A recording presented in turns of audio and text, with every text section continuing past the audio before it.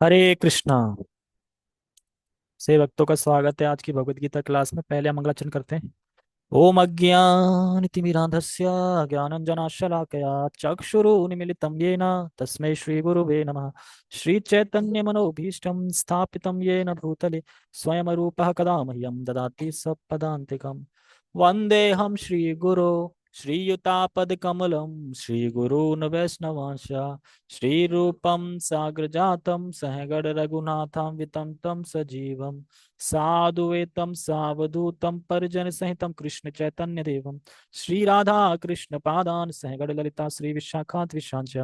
हे कृष्ण करुणा सिंधु दीन बंधु जगतपते गोपेश गोपिका कांता राधा कांता नमस्तते। तप्त कांचन गौरांगी राधे वृंदावनेश्वरी वृषभानुसुते देवी प्रणमामि हरिप्रिये। वाञ्छाकल्पतरुभ्यश्च कृपा सिन्धुभ्य एव च पतितानां पावनेभ्यो वैष्णवेभ्यो नमो नमः। जय श्री कृष्णा चैतन्य प्रभु नित्यानंद श्री अद्वैत गदाधर श्रीवासादि गौर भक्त वृंद। हरे कृष्णा कृष्णा कृष्णा हरे हरे हरे राम राम राम हरे हरे। रामाय राम भद्राय रामचंद्राय वेदसे रघुनाथाय नाथाय सीताय पते नमः। नमो विष्णुपादाय कृष्णपृष्ठाय भूतले श्रीमते भक्तिवेदांत स्वामिने इति नामिने। नमस्ते सारस्वते देवे गौरवाणी प्रचारिणे निर्विशेष शून्यवादी पश्चात देश तारिणे। हरे कृष्णा। सभी का बहुत बहुत स्वागत है आज की भगवत गीता क्लास में।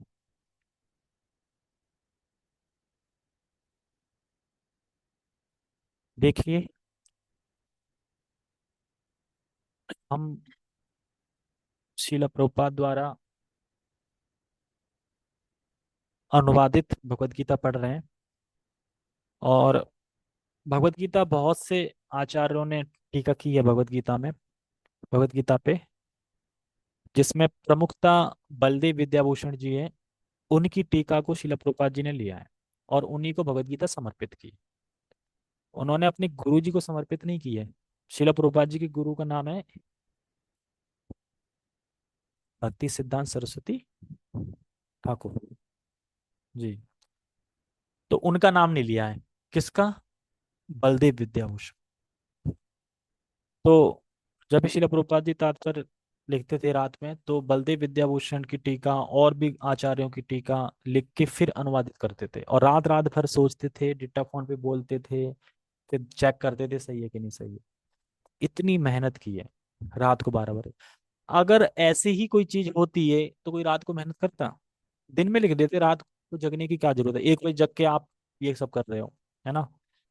तो जरूरत नहीं थी। तो इसीलिए हमें ध्यान पूर्वक पढ़ना चाहिए, ध्यान पूर्वक सुनना चाहिए और समझना चाहिए। आज ही मैं एक लेक्चर में सुन रहा था कि भगवत गीता कौन समझ सकता है, किसको क्लियर हो सकता है भगवत गीता का संदेश? बताओ, भगवत गीता कौन समझ सकता है? ध्यान से सुनेगा, ठीक है। आप बताओ, कौन समझ सकता है भगवत गीता? आप बताओ अभिषेक प्रभु, जो सुनेगा भाई। आप बताओ।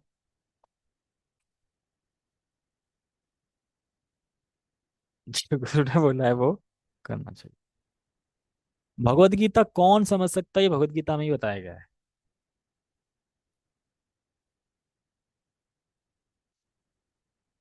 भगवान ने भगवत गीता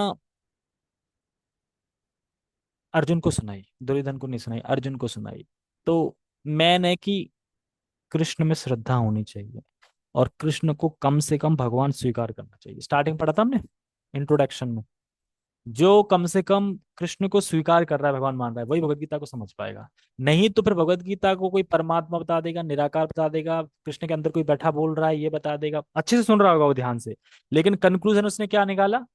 कृष्ण थोड़ी बोली, कृष्ण के अंदर कोई निराकार बैठा था उसने बोली। बोलते कि नहीं बोलते? तो भगवत गीता का जो मेन संदेश है, जो वो तभी समझ सकते हैं जब आप व्यवहारिक रूप से ये स्वीकार कर लेंगे कि कृष्ण भगवान है। नहीं तो इसमें बोलेंगे ना,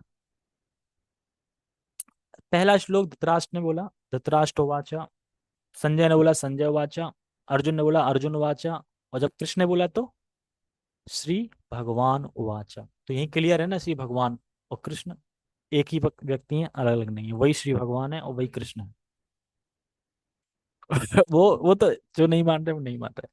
तो आज मैं यही भगवत गीता का ही वो एक लेक्चर सुन रहा था गुरु महाराज के मुख से। तो गुरु महाराज ये योग्यता बता रहे थे कि भक्त होना चाहिए। कहते भक्ता माम अभी जानाति, तो भक्त होगा भी भगवान को जान सकता है। नहीं तो गीता तो मैं बोल देता हूँ, मेरे मौसा जी तो कभी सुनेंगे नहीं लेक्चर। मेरे मौसा जी ने गीता जाने कितनी बार पढ़ रखी होगी, और रखी भी है शिला प्रभुपाद जी, पूरी पढ़ भी ली है। फिर भगवान कौन है? भगवान कौन? निराकार। बताओ। शिला प्रभुपाद जी की भगवत गीता पूरी पढ़ रखी है और फिर भी निराकार। हाँ, प्रचार करते। आप समझ में आया कि किसकी कौन समझ सकता है भगवत गीता का जो इन संदेश है, वो कौन समझ सकता है? जो भक्त है और जो भगवान को, कृष्ण को भगवान मानता है। नहीं तो बहुत से लोगों ने पढ़ी है। भक्त्या माम अभी जानाति, तो इस तो गीता में ही बताया गया है। तो ये सभी चीजें हैं। अब आता है सेकंड स्टेज। गुरु को समर्पित होना चाहिए वो, जो समझ रहा है, गुरु के इंस्ट्रक्शन से चल रहा है, गुरु को समर्पित है, और प्रोफाइल ऑन करके सुन रहा है। ये बहुत जरूरी है।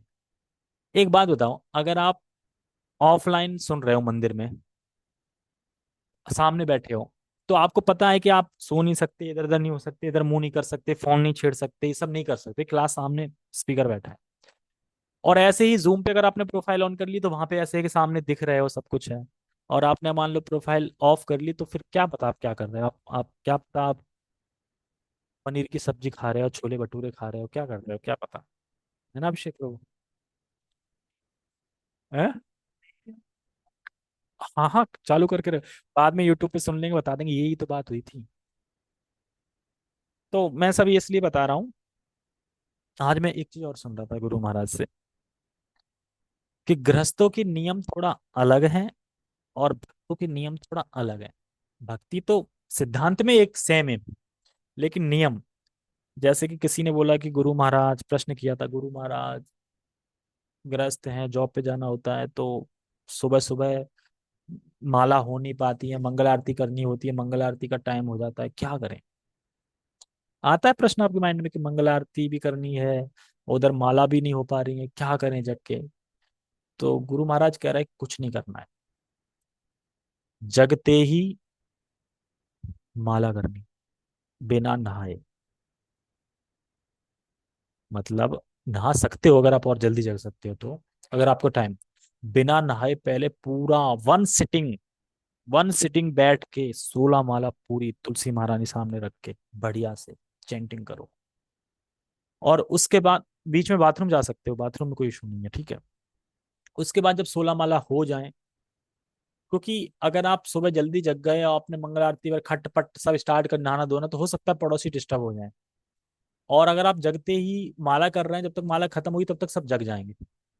घर में पोछा ओछा भी लग जाएगा, झाड़ू लग जाएगा, सब मंगल कार्यक्रम सब हो जाएगा, घर शुद्ध हो जाएगा। उसके बाद आप जाओ फूल चुनने, तुलसी पत्र चुनने।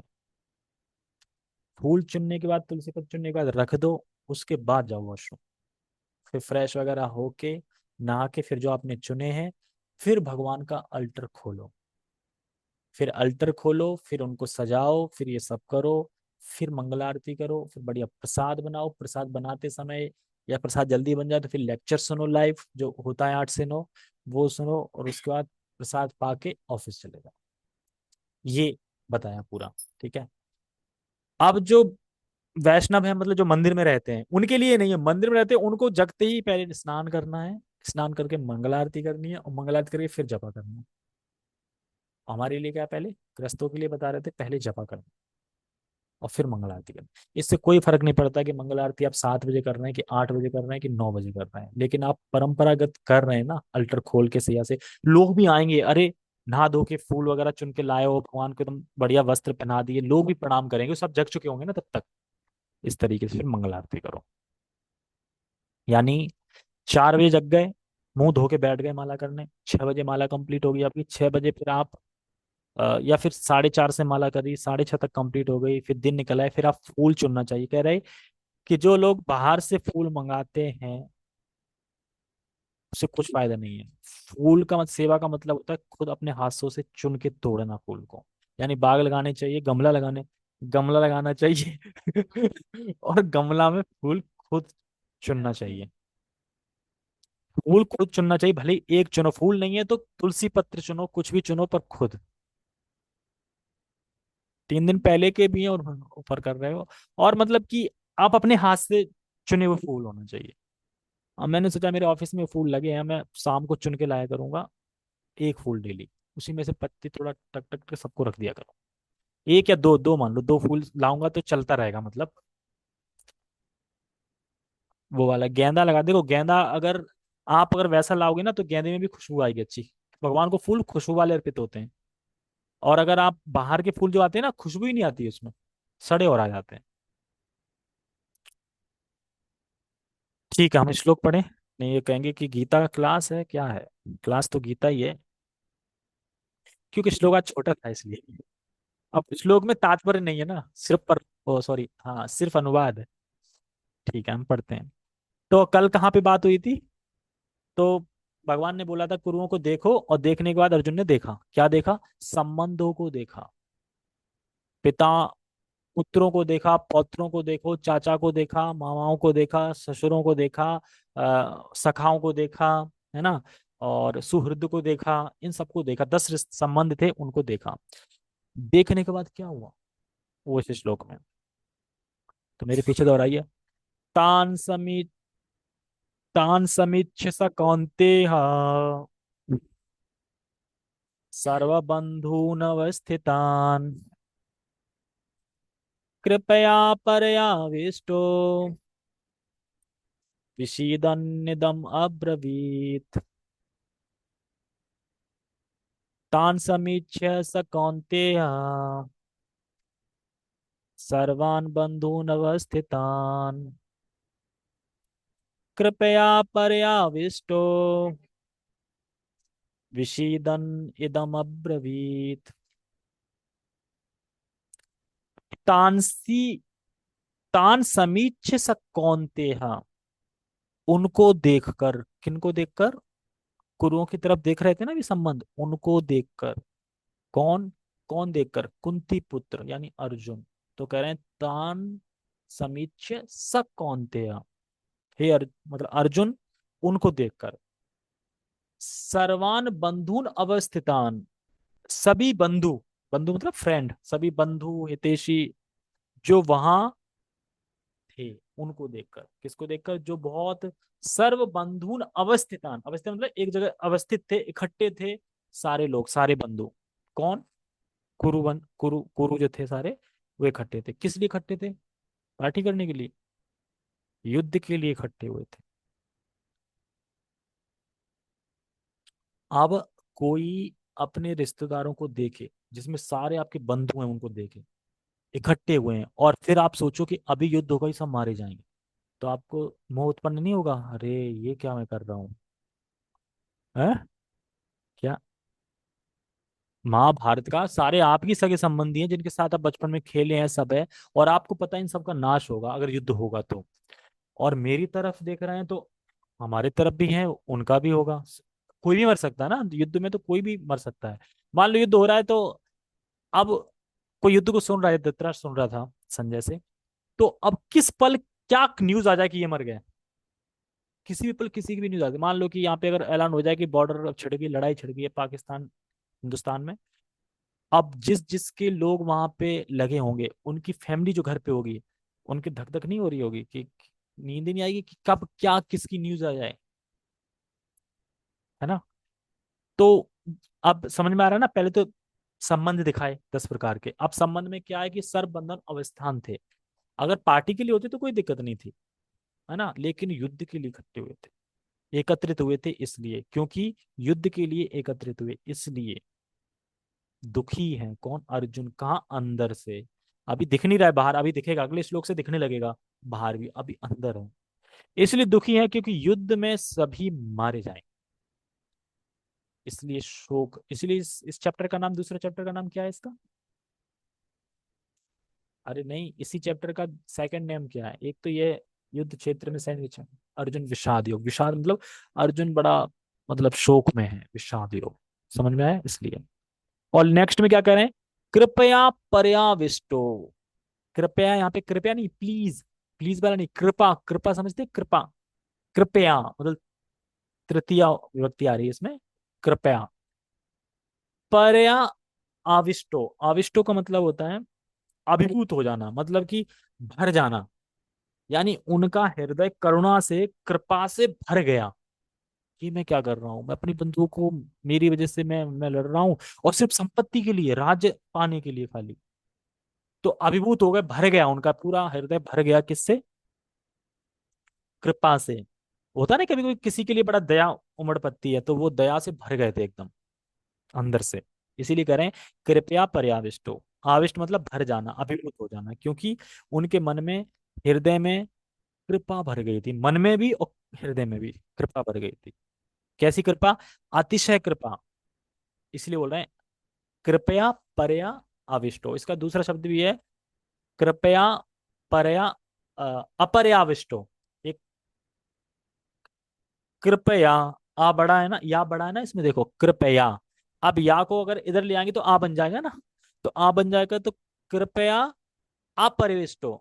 अपरिविष्टो मतलब कि अपनी सेना के लिए तो कृपा थी उनके अंदर कि मेरी सेना है ना मारी जाएगी, लेकिन अब विपरीत, यानी दूसरे पक्ष की जो सेना, उसके प्रति भी वो कृपा से भर गए। तो दो मीनिंग समझ में आ रहा है? एक तो ये कि वो अभिभूत हो गए, कृपा से भर गए, और कृपया अपर्याविष्टो कर देंगे, एक पर्याविष्टो एक अपर्याविष्टो। अपर्याविष्टो कर देंगे तो क्या हो जाएगा? तो हो जाएगा कि सामने की सेना में भी भरे थे, अपनी सेना में तो भरे ही थे, सामने की सेना में भरे थे, दोनों सेना के प्रति वो कृपा की दृष्टि आ गई थी। ये सब सोच के फिर क्या होने लगा?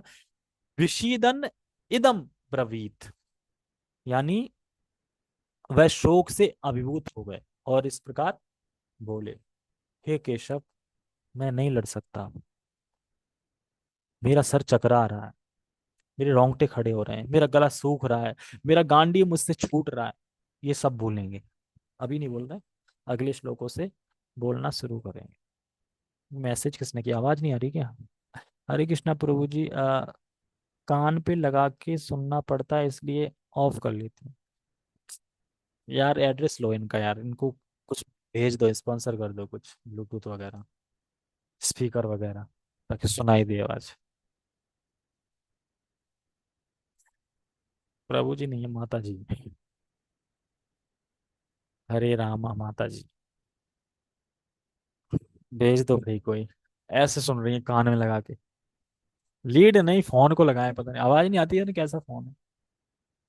हाँ, हाँ फोन ही खराब होगा तभी सुनाई नहीं दे रही। हाँ वो तो खैर आ ही जाएगा। ठीक है, कहाँ पे थे हम? हाँ, तो स कौन थे मतलब वह कुंती नंदन, ठीक है। तो इसमें देखो, अनुवाद पढ़ देता हूँ मैं, क्योंकि इसमें तात्पर्य दिया नहीं है शिला प्रभुपाद जी ने, अनुवाद पढ़ देता हूँ खाली।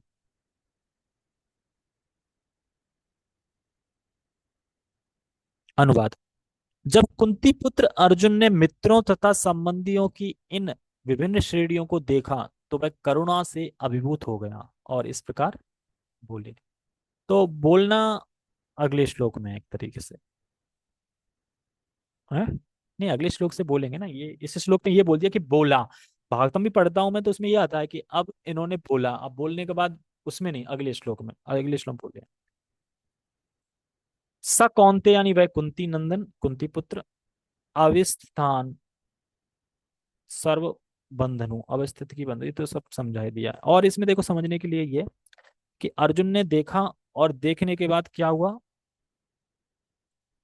देखने के बाद ये सब उनके अंदर चलने लगा। अब चलने लगा तो अंदर अंदर उन्हें कृपा उमड़ रही है, लेकिन बता नहीं पा रहे हैं।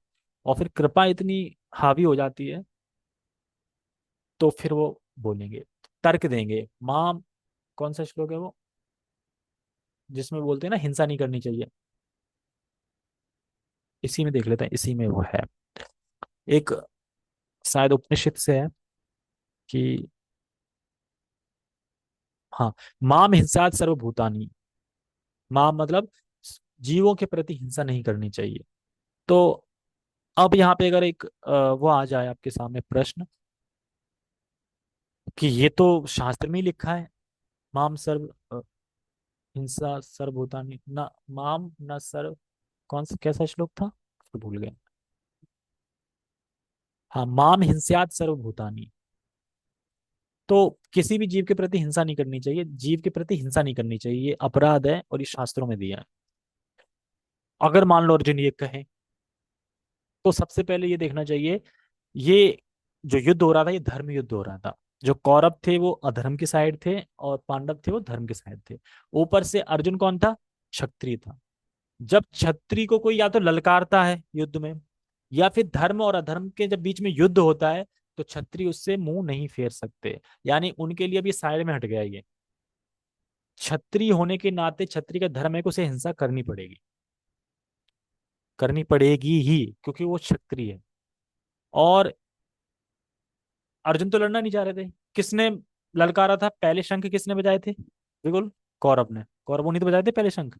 तो यानी कौरव बोल रहे कि युद्ध करो, तो वो ललकार रहे हैं, तो आपको युद्ध करना ही पड़ेगा। तो वहां पे फिर ये श्लोक अलग हो जाएगा, क्योंकि ये धर्म युद्ध हो गया, धर्म ऊपर ऊपर की चीज हो गई। तो एक व्यक्ति जैसे कहते हैं ना कि अपने बचाव में सेल्फ डिफेंस में मार सकता है दूसरे को, ये एक लॉ है। उसी प्रकार से ये यहाँ पे क्षत्रिय है तो आपको युद्ध करना पड़ेगा। युद्ध से आप भागोगे तो वो कायरता है, उसके लिए आपको नर्क मिलेगा। और युद्ध में, और युद्ध करते करते मर गए आप, तो आपको वही गति प्राप्त होगी जो सन्यासी को प्राप्त होती है, यानी सूर्य लोक से ऊपर के लोक मिलेंगे आपको। ठीक है। तो ये सब चीजें हैं। तो भगवान पूरे ब्रह्मांड का, एक प्रश्न पूछता हूं पहले, इससे पहले कि भगवान अर्जुन को मुंह में क्यों डाल रहे हैं? बताओ, कौन बताएगा?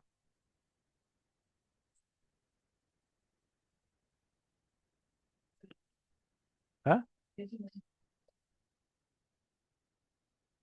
अर्जुन को तो सब पता है, अर्जुन को सुनाने के लिए क्यों? हाँ, यानी ब्रह्मांड का उद्धार करने के लिए, यानी आगे लोग आएंगे उनके लिए।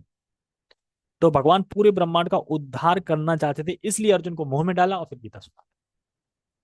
अर्जुन तो महाभागवत है भाई, वो थोड़ी, मैं पता नहीं है, सब पता है।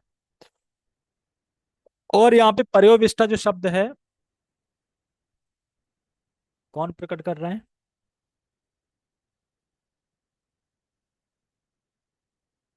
पर्योविष्टा, पर्योविष्टा मतलब कि बताया मैंने, अभिभूत हो गए। तो ये कौन प्रकट कर रहा है? ये ऋषिकेश। ये जो अभिभूत हो रहा है ना, ये कौन कर, ऋषिकेश मतलब जो इंद्रियों के स्वामी है। और यही मैंने समझाया कि हिंसा नहीं करनी चाहिए, फिर क्यों कर रहे हैं, तो ये मैंने आपको बता ही दिया। देखो, अर्जुन भूल गए कि मैं कौन हूँ, मेरा धर्म क्या है, अधर्म क्या है, ये भूल गए सब, कि क्या करनी है क्या करनी नहीं है। एकदम सारा माइंड उनका चौपट हो गया, समझ ही नहीं आ रहा क्या करूं। मतलब उनको पता है मैं क्षत्रिय हूं, मुझे युद्ध करना चाहिए, लेकिन ये भूल गए कि मैं क्षत्रिय हूं, मुझे युद्ध करना चाहिए। अब वो सोच रहे नहीं, मैं ही नहीं युद्ध करूंगा, मैं नहीं युद्ध करूंगा। और जब भगवान पूरी भगवत गीता सुना देंगे, बाद में कहेंगे मैं युद्ध करूंगा, चाचाओं को, मामाओं को, गुरुओं को, सबका वध करूंगा। अभी यही संबंध लेके तो मोह आया था, और बाद में फिर कहेंगे चाचा गुरु मामा सबका वध करूंगा। हे कृष्ण, मेरा अज्ञान अब नष्ट हो गया है, मेरी स्मृति वापस आ गई है, मेरी स्मृति चली गई थी, वापस आ गई है। और हमें लगता है ये तो बहुत बाद में होगा ना, 1 साल बाद, क्योंकि अपन तो 1 साल 1.5 साल में पहुंचेंगे वहां पे। लेकिन क्या कितनी देर में होगा होगा ये? 40-45 मिनट बोली थी ना वो गीता, 48 मिनट थी ना, यानी ये 40 मिनट में ही हो गया। 40 मिनट पहले वो शोक में थे, और 40 मिनट बाद ही भगवान से कह रहे हैं कि मैं मारूंगा, युद्ध करूंगा सबको। अब एक चीज बड़ा स्पष्ट कह रहे थे कि भगवद गीता, भगवद गीता मतलब भगवान का गाया हुआ गीत। अब भगवान गीत गा रहे हैं तो गीत में म्यूजिक तो होता है ना, तो म्यूजिक कौन सा था वहां पे? बाहर का मतलब भगवान के सही म्यूजिक भी तो देखो, शंख बज रहे हैं, सब बज रहे हैं। यानी भगवान भी सब चीज लेके चलते हैं। भगवत गीता जब स्टार्ट कर रहे हैं तो म्यूजिक वगैरह देने वाले सब हैं वहां पे, ड्रम व्रम बजाने वाले, वो हल्ला करने वाले, सब लोग हैं वहां पे। और फिर वहां पे सब चुप थे ना, वो सोच ही तो रहे थे, ही कर क्या रहे। वो कह रहे हैं ना, एक एक उसकी कथा आती है ना, आप कौन से शास्त्र में आती है नहीं पता, लेकिन प्रमाणिक है कि एक वो था ना, चिड़िया के बच्चे थे, किसके, कबूतर के बच्चे थे, वो सोच रहे थे कि ये कौन है, ये खड़ा हो गया है रथ आके कुछ बातें कर रहा है। अब ये तो बातें कर रहा है, लेकिन मेरे वो बच्चे हैं वहां पे, उनको कौन देखेगा, वो तो ये आ गए, अब तो ये क्या करेंगे क्या नहीं करेंगे। तो सब लोग उस टाइम पे यही सोच रहे थे कि ये क्या बात कर रहे हैं, जब तक बात हो रहा है तो युद्ध तो नहीं कर सकते, अभी बात बात चल रही है ना, तो बात होगी तो युद्ध होगा ना। तो इसी तरीके से वहां पे चल रहा था, फिर 48 मिनट बाद युद्ध शुरू हो गया था फिर। तो उसके बाद फिर भगवान ने वो कर दिया। तो यही यहाँ पे बता रहे हैं कि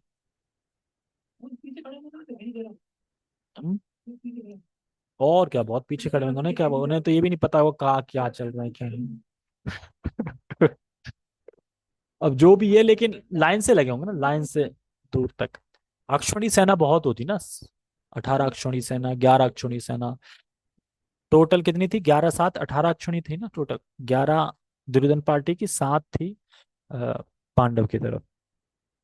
तो यही यहाँ पे आगे के श्लोक में जो आएगा, क्योंकि इसमें तात्पर्य नहीं दिया तो आगे में तात्पर्य देंगे श्लोक, उसमें बताएंगे भक्तों की क्वालिटी, भक्तों गुण। भक्तों ऐसा नहीं है कि डर के मारे या किसी वजह से युद्ध छोड़ना चाह रहे थे, युद्ध नहीं भाग लेना चाह रहे थे जो, नहीं। करुणा, मतलब भक्त में करुणा होती है।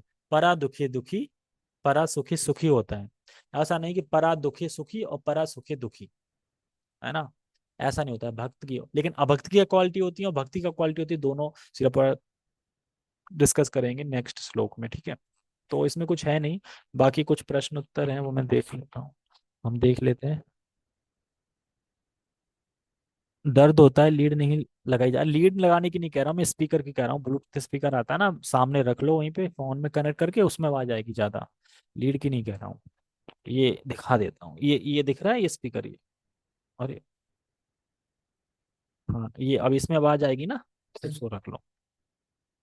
ले जाओ भाई, ले तो जाओ। कहेंगे इतने में तो आ ही जाएगा, 100 किराया लग जाएगा, नहीं किराया तो फ्री है वैसे बस। ठीक है, हम प्रश्न उत्तर करते हैं, 5 मिनट फिर स्टॉप करते हैं। समय तो पूरा लेंगे 9 बजे तक, है ना। अभिषेक सोच रहा हूँ कि आज 8:30, 8:40 पे ही हो जाएगी आज तो, फिर मैं प्रश्न देखो, ये 26 नंबर श्लोक के प्रश्न है, जो कि हमने कल पढ़ा था, जिसमें संबंध के बारे में बताया गया था। तो हम इसी को लेंगे, क्योंकि आज के श्लोक में कुछ खास है नहीं ऐसा। प्रस्तुत श्लोक के वर्णन के अनुसार निम्नलिखित प्रश्नों के उत्तर दीजिए। हाँ, अर्जुन के पितर एवं पितामहों के नाम बताएं। नाम ही थे ना उसमें, और क्या थे, पूरे श्लोक में नाम ही थे, बताओ। पितामहों में, हाँ, भीष्म पितामह और भूरिश्रवा और सोमदत्त। तो ये सब पितर वितर पितामह थे। अर्जुन के समवयस्क कौन कौन थे, अर्जुन के आयु के अश्वत्थामा कहाँ लिखा है।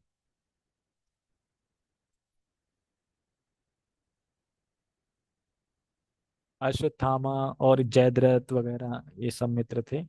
दुर्योधन मित्र नहीं था। नहीं, कर्ण मित्र नहीं था। कर्ण तो था, कर्ण। ठीक है, तीसरा, अर्जुन के गुरुजनों एवं मामाओं के नाम बताइए।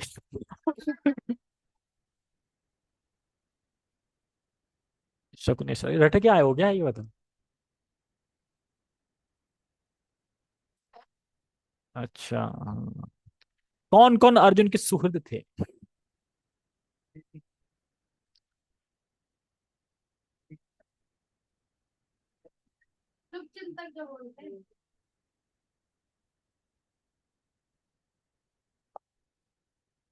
बताओ। कृतवर्मा थे, सुहृद। कृतवर्मा थे, मतलब सुहृद थे एक तरीके से।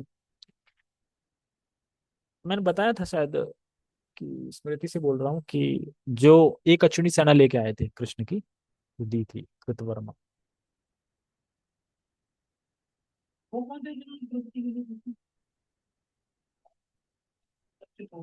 वो तो भाई था दुर्योधन का।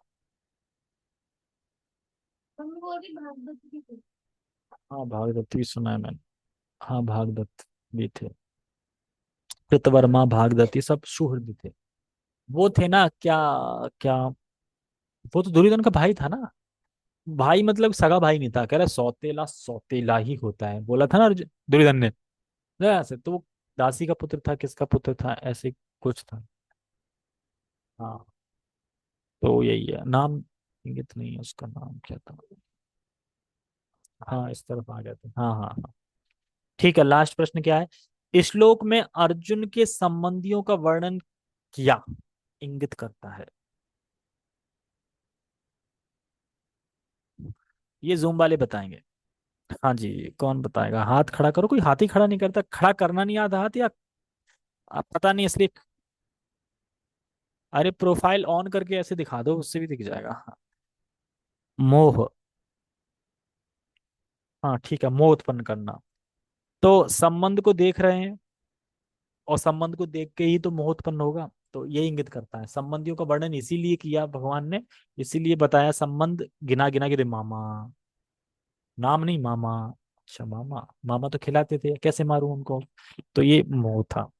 27 में समझ में आया कुछ आज के श्लोक में? देख लेते हैं। इस श्लोक में अर्जुन को कौनते कहकर क्यों संबोधित किया गया है, और इससे क्या ध्वनित होता है? कौनते तो इसलिए बोला गया कि वो बुआ के पुत्र हैं, बुआ के पुत्र हैं। ध्वनित में यही है कि क्षत्रियों के संबंध में उनका मोह उत्पन्न हो रहा है, वैसा मोह नहीं है क्षत्रियों के संबंध। और कुछ बताओ। है? नहीं बताओ, कुछ और बोलना चाहिए। ध्वनित क्या हो रहा है? ध्वनित मतलब जो इसमें बताया नहीं गया है।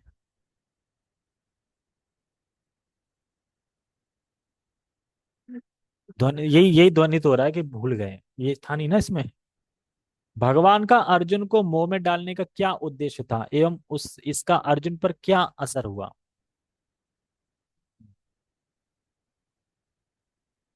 क्या असर था देख, भगवान का अर्जुन को मोह में डालने का क्या उद्देश्य था? गीता का उद्देश्य भी ब्रह्मांड को उद्धार हो। और अर्जुन पर क्या असर हुआ इसका?